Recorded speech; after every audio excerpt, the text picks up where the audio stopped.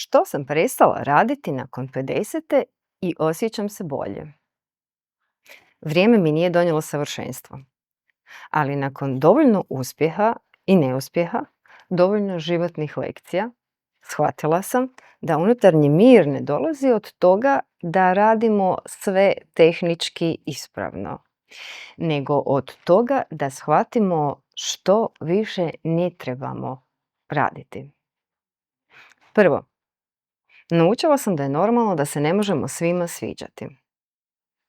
Gledajući unatrag, čini mi se nevjerojatno koliko vremena smo potrošili pokušavajući ostaviti dobar dojam na ljude koji o nama razmišljaju možda, a možda ni 5 sekundi dnevno.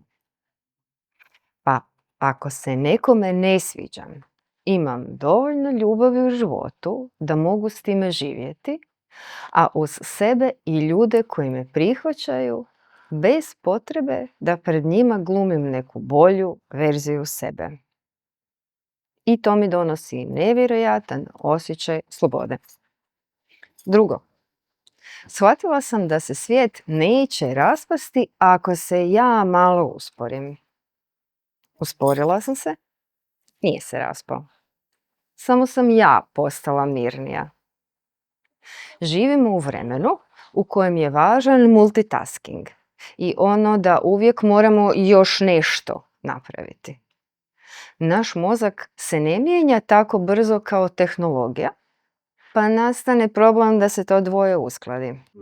Ali čim mu damo malo prostora i odmora, vidimo da odmah jasnije razmišljamo, bolje pamtimo, donosimo mudrije odluke i imamo više strpljenja za ljude koje volimo. Treće, prestala sam uspoređivati svoj život s tuđim. Ponekad se uhvatimo kako razmišljamo. Ajme, vidi ovo na internetu. Svi putuju, svi idu na skijanje, svi super izgledaju. I onda se pojavi pitanje, a ja? Gdje sam ja u svemu tome? To pitanje je sasvim ljudsko.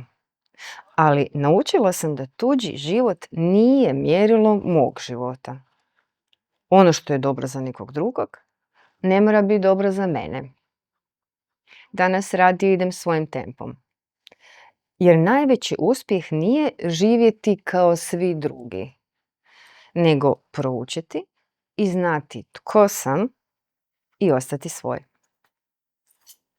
Četvrto, više cijenim mir. Danas puno pažljivije biram kamo ulažem svoje vrijeme i svoju snagu. Jedno malo ne, često je najveće da vlastitom miru. Čini se da mir nije nešto što pronađemo. On nastane kada prestanemo zatrpavati život stvarima koje nam zapravo nisu važne. S godinama shvatite da mir nije samo tišina. To je osjećaj da ne morate stalno nekome nešto dokazivati, objašnjavati ili stalno živjeti u žurbi. I možda je baš to jedan od najvećih luksuza nakon 50. Imati dovoljno hrabrosti izabrati ono što vam donosi mir, a ne ono što ostavlja dobar dojam na druge. I možda ono najvažnije. Prestala sam vjerovati svakoj misli koja mi prođe kroz glavu. Kroz život sam naučila da je moj mozak izvrstan u predviđanju opasnosti, ali puno slabiji od predviđanja u budućnosti.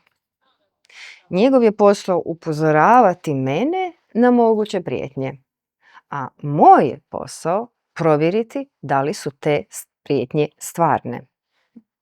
Godine nas ne čine automatski mudrijima, ali nam daju priliku da naučimo birati. Što je to što više ne želimo nositi na leđima? Jer kad odbaciš ono što nije tvoja odgovornost, ono što ne možeš kontrolirati i ono što ti više ne služi ili ti nije donijelo ništa dobro, shvatiš da je život puno jednostavniji nego što si mislila. I ne, to nije odustajanje. To se zove iskustvo.